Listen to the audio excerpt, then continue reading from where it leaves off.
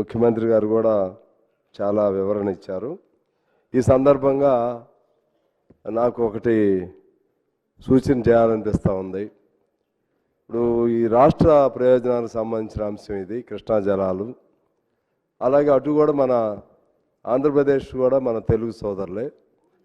ఇద్దరి మధ్య ముఖ్యమంత్రుల స్థాయిలో కూడా సత్సంబంధాలే ఉన్నట్టుగా మనకు తెలుస్తూ ఉంది. అంతకుముందు కేసీఆర్ గారికి జగన్మోహన్ రెడ్డి గారికి చాలా మంచి సంబంధాలు ఉండేవి. అలాగే సరే రేవంత్ రెడ్డి గారికి జగన్మోహన్ రెడ్డి గారికి కూడా పెద్ద పెద్ద వైరుధ్యాలు అయితే ఏమి లేవు. చంద్రబాబు గారితో బాగుండొచ్చు, మీరు బాగానే ఉంటారు కదా. అందుకని ఇప్పుడు ఎక్కువగా జగన్మోహన్ రెడ్డి గారికి కేసీఆర్ గారికి బాగా అనుబంధం. ఓకే, ఇప్పుడు చంద్రబాబు గారు ముఖ్యమంత్రి కాదు కదా. ఇప్పుడు ముఖ్యమంత్రి జగన్మోహన్ రెడ్డి గారు, మరి ఆయన కేసీఆర్ గారికి తమ్ముడు మరి శిష్యుడు అవుతాడు నాకు తెలియదు. చొరవ చేసి ఇద్దరు కలిసి మాట్లాడి పరిష్కారం చేసుకుంటే మంచిది. అలా కాకుండా ఎలిగేషన్స్ అండ్ కౌంటర్ ఎలిగేషన్స్ పెట్టుకోవటం వలన అది మంచిది కాదని నా అభిప్రాయం. రెండో అంశం ఏంటంటే, ఈ ప్రజావాణి సందర్భంగా అసలు ఎన్ని అప్లికేషన్లు వచ్చినాయి? ఇది మొత్తం రాష్ట్రంలో 1,28,00,000 అన్నారు. సరే అవి అంటే ఏ ఏ జిల్లాల్లో వచ్చినాటికి పెద్ద ఇబ్బంది లేదు, అక్కడ కలెక్టర్లు వాళ్ళ బాధ్యత వహిస్తారు. ఇక్కడ ప్రజావాణి దగ్గర వచ్చినటువంటి అప్లికేషన్లకి తిరిగి ఇంతకుముందు ఒక సాంప్రదాయం ఉండేది. జిఐడి నుంచి కానీ లేకపోతే ఆయా మంత్రిత్వ శాఖల నుంచి కానీ ఎవరైనా ఒక రిప్రజెంటేషన్ చేస్తే దాని స్టేటస్ తెలియజేసి తిరిగి ఉత్తరం పంపించే సాంప్రదాయం ఉండేది. అదైతే నేను ఇప్పుడు ఈ మధ్యకాలం చూస్తల్లా. అది ఒకవేళ లేకపోతే మళ్ళీ, ఎందుకంటే పరిపాలనాపరమైనటువంటి సౌలభ్యం అది పాటించాలని చెప్పి నేను కోరుతా ఉన్నాను.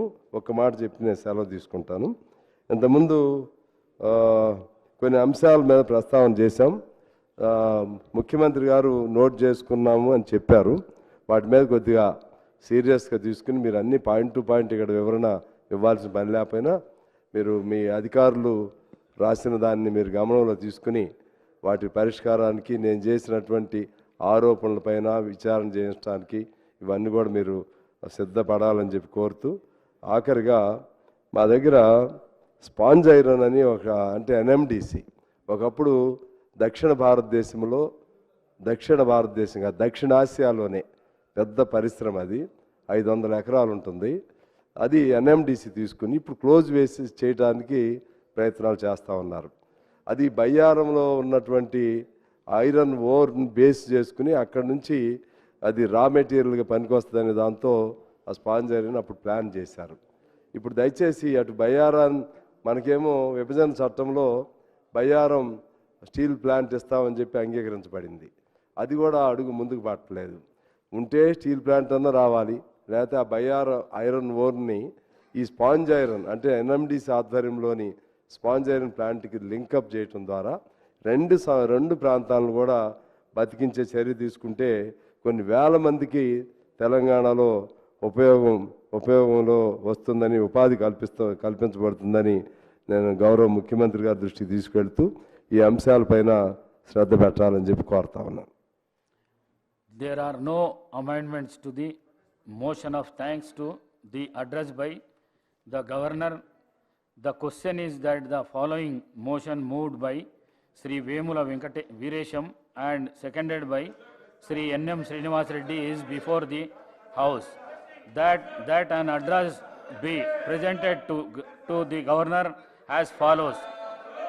That the members of Telangana Legislative assembled at this second session are deeply grateful to the Governor for the address which she has been pleased to deliver to the members of the 3rd Telangana Legislative Assembly on 08/02/2024.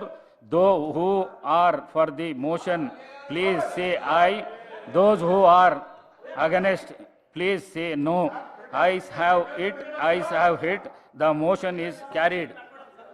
సభను రేపు అనగా శనివారము తేదీ ఫిబ్రవరి 10వ తేదీ 2024 మధ్యాహ్నం 12 గంటలకు తిరిగి సమావేశము అగుటకు వాయిదా వేస్తున్నాను. Thank you.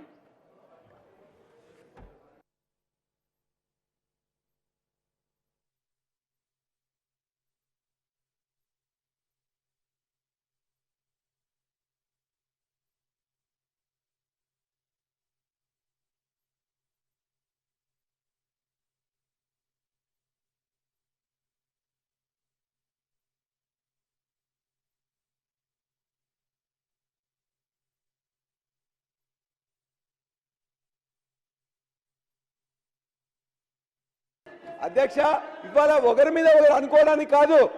ఇవాళ దయచేసి ఇవాళ గద్దర్ యొక్క ఉద్యమ చెద్దరు కప్పుకొని తప్పుకుందాం అని చెప్పేసి అనుకుంటున్నారు. లేకపోతే ఇవాళ మా దగ్గర కూడా అనేక మంది గోరెడ్డి వెంకన్న కొడియాల ఎమ్మెల్సీ చేసుకున్నాం. పివి నరసింహరావు గారి పేరు ఒక ఇన్స్టిట్యూషన్కి పెట్టుకున్నాం. జయశంకర్ గారిది ఒక జిల్లాకు పేరు పెట్టుకున్నాం. జయశంకర్ గారిది ఒక యూనివర్సిటీకి పేరు పెట్టుకున్నాం. కొండా లక్ష్మణ్ బాపూజీ గారిది ఒక యూనివర్సిటీకి పేరు పెట్టుకున్నాం.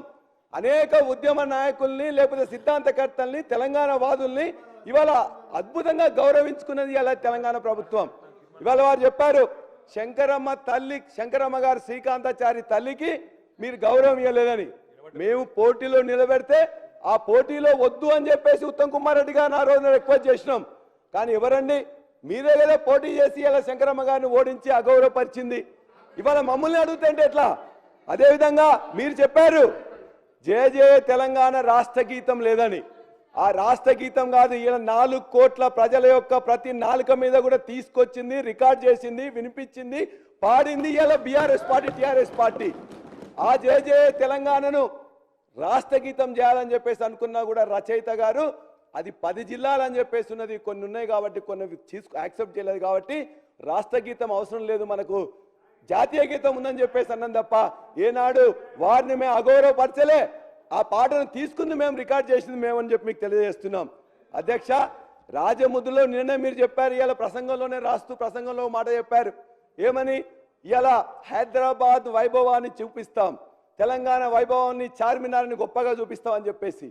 చార్మినార్ ఎప్పుడో 450 సంవత్సరాల కింద వచ్చిన దాన్ని, అదేవిధంగా మత సామరస్యానికి ఇవాళ ఉన్నదాన్ని, ప్రతీకగా ఉన్నదాన్ని, కాకతీయులు అద్భుతమైన సేవ ఈ ప్రాంతానికి, తెలంగాణ ప్రాంతానికి చేసిండ్రు. గొలుసుగట్టు చెరువులు తీసుకొచ్చిండ్రు. ఈ ప్రాంతం ప్రజలు తినడానికి కావాల్సిన నీళ్లు కావాల్సిన చెరువులను వాళ్ళు కట్టిననే ఉద్దేశంతో ఆ రాజముద్రలో పెట్టుకున్నాం తప్ప రాజరికాన్ని కానీ ఇంకోటి కాదు. అధ్యక్ష, ప్రజలకు కావాల్సిన తీసుకొచ్చిందని పెట్టినాం అంతే తప్ప. ముఖ్యమంత్రి గారు వారు ఒక మాట అంటారు, మీరు అన్నింటిలో కూడా ఇక్కడ సహకారం కావాలని. కానీ అంతర్జాతీయ సమావేశాలకు పోయి కూడా అక్కడ కూడా మమ్మల్ని తిట్టడమే ఎట్లా సబబు అధ్యక్ష? అక్కడ కూడా రైతు భరోసా మేము ప్రకటించమని చెప్పారు. మేము ఇవాళ వారు ఏదైనా ఏ పథకం ఇచ్చినా ఆ పథకం జరగాలని చెప్పేసి చూసుకుంటున్నాం. వారు ఇలా చేసినట్టే రైతు భరోసాని అక్కడే మొత్తం కూడా మేము ప్రారంభించమని చెప్పేసి అబద్ధం చెప్పారు. అది ఎట్లా సబబు అధ్యక్ష? మేము అడుగుతున్నాం. అదేవిధంగా ఇవాళ చెప్పారు, ఆటో డ్రైవర్ వచ్చినట్లయితే తగలబెట్టించుకున్నారు. అధికారం మీ చేతిలో ఉన్నది, ఎంక్వైరీ చేయండి, ఇంటెలిజెన్స్ ద్వారా ఇన్ఫర్మేషన్ తెచ్చుకోండి. ఇటువంటి సత్యదూరమైన చెప్పడం అనేది సబబు కాదని చెప్పి కూడా మాకు తెలియజేస్తున్నాం. ఉద్యోగాల గురించి చెప్పారు.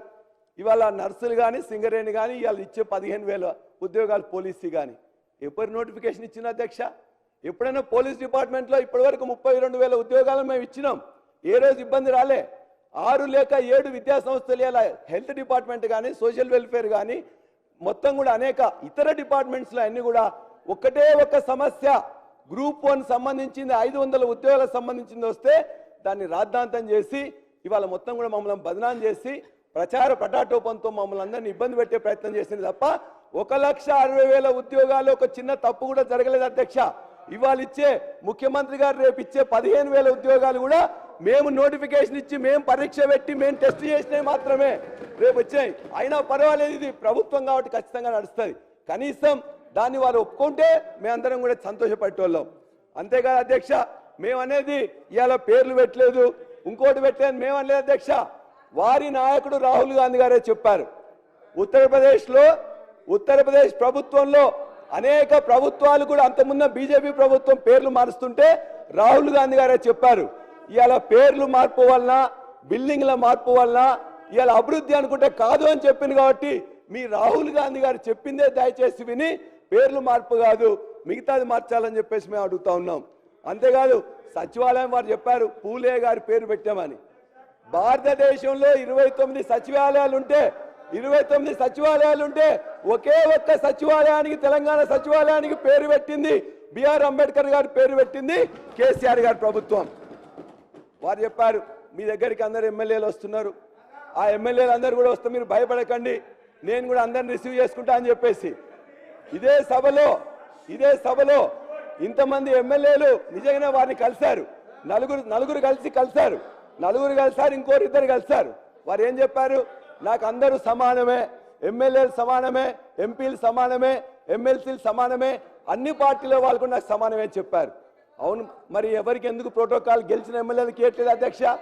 ఇవాళ ఎస్డిపి 10 కోట్ల రూపాయలు ఇచ్చింది కదా, మరి లక్ష్మ మా అక్క అక్కడికి పోయి మాకు ఇట్లా ఇవ్వట్లేదని చెప్పేసి అడిగితే అంటే వారు చెప్పిన దాంట్లో ఎంత నిజాయితీ ఉందంటే నేతి బీరకాయలో నేతి ఎంత ఉందో వారు చెప్పిన దాంట్లో నిజం కూడా అంతే ఉంది అధ్యక్ష. మా అందరినీ 119 మందిని ఎమ్మెల్యేలందరినీ ఎమ్మెల్సీలందరినీ కూడా సమానంగా చూస్తారని వారు చెప్పారు. ఇచ్చారా? మరి ఇవాళకి ఇప్పుడు కూడా ఈ యొక్క 119 తరఫున కూడా ఒక కాంగ్రెస్ సభ్యులే కాదు, బీజేపీ కానీ ఎంఐఎం కానీ సిపిఐ కానీ మా తరఫున కూడా మేము రిక్వెస్ట్ చేస్తున్నాం. మేము కూడా ప్రజల చేత ఎమ్మెల్యేగా ఎన్నుకోబడ్డాం కాబట్టి మాకు ఇచ్చే నిధులు కానీ విధులు కానీ ప్రోటోకాల్స్ కానీ మీ తరఫున ఈ అందరి తరఫున ముఖ్యమంత్రి గారిని రిక్వెస్ట్ చేస్తున్నాం. మీరు చెప్పింది కాదు ఇప్పుడే, వారందరినీ కూడా మేము సమానంగా చూస్తాం, సమానంగా చేస్తామని. నిజంగా మీకు నిజాయితీ ఉంటే ఖచ్చితంగా దీన్ని ఇమ్మీడియట్ గా అమలు చేయాలని చెప్పి మేము కోరుతా ఉన్నాం. అధ్యక్ష, ఇవాళ మేము అనేది చివరి మాట ఒకటే అధ్యక్ష, చివరి మాట ఒకటే అధ్యక్ష, ఒకటే అన్నా మంత్రి గారు సార్ శ్రీగారు సార్ మీ ద్వారా పల్లా రాజేశ్వర రెడ్డి గారు గౌరవ సభ్యులు అడుగుతున్నాం. సచివాలయానికి అంబేద్కర్ గారు పేరు పెట్టానని 10 సంవత్సరాలు ముఖ్యమంత్రిగా ఏనాడైనా అంబేద్కర్ గారి జయంతి కానీ వర్ధంతి కానీ వెళ్ళి దండ వేసిందా, నివాళులు అర్పించిందా? దేశంలో ఒకే ఒక ముఖ్యమంత్రి ఈరోజు అంబేద్కర్ జయంతి రోజు కానీ వర్ధంతి రోజు నివాళులు అర్పణ ముఖ్యమంత్రి ఎవరనంటే అది కేసీఆర్ గారు. 80 సంవత్సరాల వయసున్న రోషయ్య గారు కూడా అర్ధగంట ముందొచ్చి నివాళులు అర్పించి 3 గంటలు అక్కడ గడిపేవాడు అధ్యక్ష. మీరు అంబేద్కర్ గారు పేరు తీసుకునే అర్హత కూడా మీకు లేదు. ఇవాళ మీరు కట్టి అంబేద్కర్ గారు పేరు పెట్టింది ఎవరు అధ్యక్ష? ఆ రోజు మేము పెట్టినాం. అందుకని గౌరవ సభ్యుని చెప్తున్నా, మా ముఖ్యమంత్రి గారు చెప్పినట్టు అన్ని సత్యాలు చెప్పిను. నువ్వు ఇవాళ కానిస్టేబుల్ కృష్ణయ్య కుటుంబం ఎటుపోయింది, శంకరమ్మ గురించి మాట్లాడిన అధ్యక్ష. శంకరమ్మ గారించి మా ఉత్తమ్ కుమార్ మీరు టికెట్ ఇచ్చినప్పుడు సార్ ఒకటి సార్ మన అంబేద్కర్ అమరవీరుల శుభం అమరవీరుల శుభం అధ్యక్ష.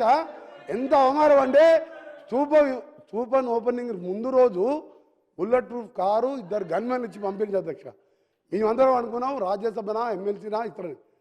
ఆ స్థూపం ప్రారంభించను, ఓపెనింగ్ అయింది, స్టేజ్ మీద పిలిపించను, మధ్యాహ్నం ఆ కారు గన్మెన్లను వాపస్ తీసుకొని మళ్ళీ రోడ్డు మీద పంపి మీది ఎంత అవమానకర బతుకు ఒకసారి ఆలోచించుకోండి. మళ్ళీ ఒకసారి అంబేద్కర్ పేరు కానీ అమరవీరుల కానీ తెలంగాణ గురించి మాట్లాడే నైతిక అర్హత లేదు. సాగు రోడ్లో తలకాయ పెట్టలేదు అధ్యక్షులు. మోసం చేసి తెలంగాణ ఇచ్చింది కాంగ్రెస్ పార్టీ, పోరాటం చేసింది సకల జనులు కాంగ్రెస్ నాయకులు. అయితే సాగు రోడ్డు తలకాయ పెట్టినాడు. సాగు రోడ్డు తలకాయ పెట్టేవారు నిమ్స్ హాస్పిటల్ దీక్ష చేస్తారు అధ్యక్ష. ఇప్పటికీ అలా మెడికల్ సర్టిఫికేట్ తీసుకొచ్చిన మెడికల్ సర్టిఫికేట్ విటమిన్ ఆయన ఏ మెడిసిన్ తీసుకుంటో ఆ మెడిసిన్ తోని ఒక మణిపూర్లో ఒక మహిళ 15 సంవత్సరాలు ఉంది అధ్యక్ష. కేసీఆర్ గారు సాగు నోట్ల వేడ అధ్యక్ష ఇంకా 15 ఏళ్ళు అన్ని దొంగ దీక్షలు చేసుకుంటా దొంగ మాటలు మాట్లాడుకొని ఇవాళ పాపం చేస్తుందో ఇవాళ గౌరవ ముఖ్యమంత్రి గారు చెప్పినట్టు ఇవాళ జయశంకర్ లేదు, కాళోజీ నారాయణ ఆడిటోరియం లేదు. మీకు ఎక్కడ కమిషన్ వస్తాయో అది కట్టాలి, మోసం చేయాలి. ఇక్కడ అబద్ధాలు మాడుకోండి మళ్ళీసారి నాంపల్లి జరగాలి ఎక్కడ జరగారో ఆ గౌరవ ముఖ్యమంత్రి ఉన్నట్టు అలా దేదే పాప అనుకుంటుంటారు మీరు. పల్లా రాజేశ్వర రెడ్డి గారు అధ్యక్ష, గత ముఖ్యమంత్రి గారు ఎప్పుడు ఎక్కడ ఎవరికి నివాళులు అర్పించో వారికి ఫోటోలు కావాలంటే మేము ఇస్తాం. అయినా ఇవాళ గద్దర్ గారికి కూడా ముఖ్యమంత్రి గారు చెప్పారు మేము నివాళులు అర్పించలేదని పోయిందని. గద్దర్ గారు చనిపోకముందే హాస్పిటల్లో కావాల్సింది ఏర్పాట్లు చేసింది కూడా నేనే పల్లా రాజేశ్వర రెడ్డిగా నేను పోయినా. రెండోది ఎల్బీ స్టేడియంలో పెట్టిన తర్వాత ఎల్బీ స్టేడియంలో ఏర్పాటు చేసి ఎల్బీ స్టేడియం నుంచి వాళ్ళ ఇంటి దాకా తీసుకుపోయింది కూడా నేనే. ఎల్బీ స్టేడియం తర్వాత ముఖ్యమంత్రి కేసీఆర్ గారిని తీసుకుపోయి నివాళులు అర్పించి కూడా మేమే. ఇంత అబద్ధాలు చెప్తే ఎట్లా అధ్యక్ష? ఇంత అబద్ధాలు చెప్పకూడదు అధ్యక్ష. నేను చెప్తున్నా కదా, గద్దర్ యొక్క ఉద్యమ చెద్దరు కప్పుకోవడానికి ప్రయత్నం చేయండి. రఫీలతో జేఏసీ కోదండరాములు అందరినీ కూడా తుపాకీ దాటిండ్రు, వాళ్ళ మీద తుపాకీ పెట్టి చేస్తున్నారు. ఇవన్నీ అబద్ధాలు కరెక్ట్ కాదు అధ్యక్ష. ఒకటే మాట, అంబేద్కర్ గారిని కూడా అధ్యక్ష అంబేద్కర్ వారి గల్లనే మీరు ఇలా సీట్లో కూర్చుంటున్నారు. అంబేద్కర్ గారిని భారతదేశంలో ఇప్పటి వరకు ఏకైక అద్భుతమైన ఇవాళ స్టాట్యూని పెట్టి గౌరవించింది కేసీఆర్ గారి ప్రభుత్వం. అదేవిధంగా ఇవాళ అంతేకాదు 29 సచివాలయాల్లో ఒకే ఒక సచివాలయానికి పేరు పెట్టింది కూడా కేసీఆర్ అంబేద్కర్ సచివాలయం. ఇవాళ అద్భుతమైన ఒక స్టడీ సర్కిల్ పెట్టింది కూడా కేసీఆర్ గారు. ఒకటే నిమిషం అధ్యక్ష, ఇవాళ మేము చివరిగా ఒకటే మాట రిక్వెస్ట్ చేస్తున్నాం, ముఖ్యమంత్రి గారిని ఒకటే రిక్వెస్ట్ చేస్తున్నాం. ముఖ్యమంత్రి గారిని మీరు చెప్పిన గంట సేపట్లో ఈ యొక్క రాజముద్రలు, ఈ చిన్న మార్పులు లేకపోతే ఇవన్నీ చేసి ప్రజలను మార్పు వైపు చెప్పకండి. ఇదేదో మార్పు జరిగిందని చెప్పకండి. మీరు ఏదైతే 6 గ్యారంటీలు ఇచ్చారో లేక 13 అంశాలు ఇచ్చారో 420 మేనిఫెస్టో చెప్పినరో దాన్ని మీరు ఒక్కొక్కటి చేస్తుంటే మేము ఖచ్చితంగా సహకరిస్తాం. మిగతా అన్నిట్లలో కూడా ఇంకా వ్యంగ్యం అనేది పనికి రాదు, ఇంకా తులనాడడం అనేది పనికి రాదు. మీరు మా సహకారం కావాలి ఇట్లా అని చెప్పేసి అనుకుంటున్నప్పుడు ఇంకా 60 రోజుల తర్వాత కూడా రోజు మీరు చేయలేనప్పుడే ఇతరులను తిట్టడం అనేది జరుగుతుంది. చేసే శక్తి ఉంటే దమ్ముంటే ఖచ్చితంగా మీ యొక్క పని విధానం చేసుకుంటూ మా దగ్గర నుంచి సహకారం కోరడం తప్ప ఇది సరైనది కాదు. మేము చివరిగా ఒకటే మాట చెప్తున్నాం, మీరు ఏదైతే గవర్నర్ ప్రసంగంలో పెట్టలేకపోయినరో వాటన్నిటిలో ఇలా యువజనులకు సంబంధించి యువ వికాసం కానీ చేయూత కానీ ఇతరులు చేయాల్సిన అన్ని కూడా మీరు చెప్పిన విధంగా దలుచుకోలేదు. మా ఉత్తమ్ కుమార్ రెడ్డి గారు దీనికి సంబంధించి పూర్తి స్థాయిలో విజిలెన్స్ నివేదికలు కానీ లేకపోతే దీనికి సంబంధించిన అంశాలు అన్నీ కూడా సాగునీటి పారుదల శాఖ మంత్రి గారు నిన్నమన్న విజిలెన్స్ నివేదిక ఆధారంగా కొన్ని నిర్ణయాలు తీసుకున్నాడు. ఆ నిర్ణయాలు అన్నిటిని కూడా నాకు తెలిసినంత వరకు తమరు అనుమతిస్తే ఈ సభలో వాటిని వారు ప్రస్తావిస్తారని నేను భావిస్తున్నా. అదేవిధంగా కృష్ణానది జలాలకు సంబంధించి కృష్ణా ప్రాజెక్టులను అప్పజెప్పిండ్రని, కృష్ణా ప్రాజెక్టులను మొత్తం కాంగ్రెస్ వాళ్ళు వస్తేనే కాకెత్తుకపోయిందని, లేకపోతే కేంద్రానికి మేమేదో రాసి చేసినామని అసలు ఏం మాట్లాడుతున్నారు అధ్యక్ష? అసలు ఏమైనా బాధ్యత అనేది ప్రతిపక్ష పార్టీగా 1% వాళ్ళు నిర్వహిస్తున్నారా? ఈరోజు కృష్ణానది జలాల మీద ఏర్పాటు చేసిన కృష్ణా రివర్ మేనేజ్మెంట్ బోర్డ్ 2014 రాష్ట్ర పునర్విభజన చట్టంలో స్పష్టంగా పొందుపరిచినరు. ఆ రోజు నేను కానీ మా ఉత్తమ్ కుమార్ రెడ్డి గారు కానీ లేకపోతే మా కోమటిరెడ్డి వెంకటరెడ్డి గారు కానీ ఇక్కడ ఉన్నోళ్ళం ఎవరం మేము ఎంపీలం కాదు అధ్యక్ష. ఏ రోజు కూడా ఈ పునర్విభజన చట్టం ప్రతి పదం నన్ను అడిగి నేనే రాసి నేనే తీర్చిదిద్దినాను కూడా మేము ఏ రోజు చెప్పుకోలేదు అధ్యక్ష. మేము చెప్పుకోలేదు అధ్యక్ష. ఎవరు అధ్యక్ష ఆ రోజు సభలో సభ్యులు? కల్వకుంట్ల చంద్రశేఖరరావు గారు ఎంపీ. ఆ బిల్లు వచ్చినప్పుడు ఇటు లోక్సభలో కానీ అటు రాజ్యసభలో కేశవరావు గారు కానీ ఆ అంశాన్ని ప్రస్తావించి అభ్యంతరం పెట్టాల్సిన సందర్భంలో ఈ బిల్లును మేమే పాస్ చేయించినాం, మేమే తెచ్చినాం. దీన్ని రాసేటప్పుడు అందరు మాతోనే మాట్లాడారు, మొత్తం నా సూచనల మేరకే రాసిందని చెప్పారు అధ్యక్ష. ఆ రోజు రాసింది చంద్రశేఖర్ రావే అయితే అందులో ఒకవేళ లోపం ఉంటే ఆ లోపాలకు బాధ్యులు ఎవరు అధ్యక్ష? ఈనాడు ప్రతిపక్ష నాయకుడు ఆ లోపాలకు బాధ్యుడు కాదా అని నేను మీ ద్వారా అడగదలుచుకున్న అధ్యక్ష వాళ్ళను. ఈరోజు మీరు 2014 నుంచి 2023 వరకు కృష్ణా రివర్ మేనేజ్మెంట్ బోర్డు సమావేశాలు ఏర్పాటు చేసినప్పుడల్లా ఉమాభారతి గారు మంత్రిగా ఉన్నప్పుడు వారు వెళ్ళిండ్రు, చంద్రశేఖరరావు గారు వెళ్ళిండ్రు, వివిధ సందర్భాలలో వీళ్ళే అధికారికంగా వెళ్ళిండ్రు. ఇంతవరకు నేను మా ఉత్తమ్ కుమార్ రెడ్డి గారు ఏ సమావేశాలకు పిలవలేదు, మేము వెళ్ళలేదు అధ్యక్ష. మేము స్పష్టంగా తెలంగాణ హక్కులను కాపాడడానికి మేము కొట్లాడుతుంటే మా కాళ్ళకు తాళ్ళు పెట్టి కాళ్ళలో కట్టెబెట్టి మమ్మల్ని బోర్లు పడేయాలని వీళ్ళ తాపత్రయం ఏంది అధ్యక్ష? గుంజుకుంటా అన్నది ఎవరు అధ్యక్ష? నరేంద్ర మోడీ గుంజుకుంటా అన్నాడు. మరి వీళ్ళు ధర్నాలు చేయాలంటే ఏడు చేయాలి అధ్యక్ష? నల్గొండలో ఉంటాడా నరేంద్ర మోడీ? ఏడుంటాడు అధ్యక్ష? ఢిల్లీలో ఉంటాడు. శాతనైతే కల్వకుంట్ల చంద్రశేఖరరావు గారు, తన్నీరు హరీష్ రావు గారు, కల్వకుంట్ల తారక రామారావు గారు ముగ్గురు పోయి జంతర్ మంతర్లో ఆమరణ నిరాదీక్ష చేయమను. మేము వాళ్ళని పోలీసులు తీసుకెళ్లకుండా వాళ్ళు అమరులు అవ్వడము లేకపోతే హక్కులను సాధించడము వరకు ఈ ప్రభుత్వం అండగా నిలబడుతుంది. వాళ్ళ ముగ్గురిని ఢిల్లీలో నరేంద్ర మోడీ తప్పిదాల మీద దౌర్జన్యం మీద ధర్నా చేయమనుండ్రు. కానీ నరేంద్ర మోడీతో కొట్లాడుతున్న మా కాళ్ళలో కట్టబెట్టి బోర్లు పడేస్తే ఎవరు అధ్యక్ష? అదేవిధంగా అధ్యక్ష, ఎన్నికల రోజు పోలింగ్ ఇక్కడ జరుగుతుంటే పక్క రాష్ట్ర ముఖ్యమంత్రి AK-47 తుపాకులతో పోలీసులను నాగార్జున సాగర్ డ్యామ్ మీదకు పంపించిండు అధ్యక్ష. ఇవాళ నేను అడగదలుచుకున్న వాళ్ళను, నాగార్జున సాగర్ 100% మన భూభాగంలో ఉంది. మన ప్రాంతానికి లోపటికొచ్చి తుపాకులు పెట్టి ప్రాజెక్టులను ఆక్రమించుకుంటుంటే వీళ్ళ సహకారం లేకుండా వస్తాడా అధ్యక్ష? ఇంటి దొంగలు లేకుండా జగన్మోహన్ రెడ్డి గారు లోపలికి వచ్చి నాగార్జున సాగర్ డ్యామ్ మీద పహారాలు కాసే పరిస్థితి వస్తుందా అధ్యక్ష? ఎందుకు ఆ రోజు వీళ్ళు మాట్లాడలేదు? వీళ్ళు ఇచ్చిన అలుసే కదా, వాళ్ళు పెట్టిన పులుసు తిని వీళ్ళు అలుసు ఇవ్వడం వల్లనే కదా ఈరోజు ఈ పరిస్థితి వచ్చింది. ఆయల్లో రాయలసీమకు పోయినప్పుడు కల్వకుంట్ల చంద్రశేఖరరావు గారు, ఈనాటి మంత్రి శ్రీమతి రోజా గారు పెట్టిన రాగి సంకటి రొయ్యల పులుసు తిని రాయలసీమను రతలాలసీమం చేస్తా అని చెప్పి మాట ఇచ్చి బేసిన్లు లేవు, బేసిజాలు లేవు, మీరు కొట్టుకపోండి అన్నాడు. వాళ్ళు కొట్టుకపోయారు. ఇప్పుడు మేము వచ్చినాక అట్టెట్లా కొట్టుకపోతాడంట? ఎవరు అధ్యక్ష బాధ్యత ఎవరు వహించాలి? నీ కళ్ళ ముందే కదా ముచ్చుమర్రి చంద్రబాబు నాయుడు కట్టింది. నీ కళ్ళ ముందే కదా రాజశేఖర రెడ్డి పోతిరెడ్డి పాడును 44,000 క్యూసెక్లకు పెంచి తరలించకపోయింది. నీ కళ్ళ ముందలనే కదా నీ ఇంట్లో పంచపక్ష ప్రమాణాలు జగన్మోహన్ రెడ్డి గారికి పెట్టి జీవో నెంబర్ 203ను నీ ఇంట్లోనే పునాదులేసి రాయలసీమ లిఫ్ట్ ఇరిగేషన్కు ప్రగతి భవన్లో కేసీఆర్ గారి డైనింగ్ టేబుల్ మీద పునాది రాయబడ్డది. దానికి పునాది రాయేసింది మీరే కదా.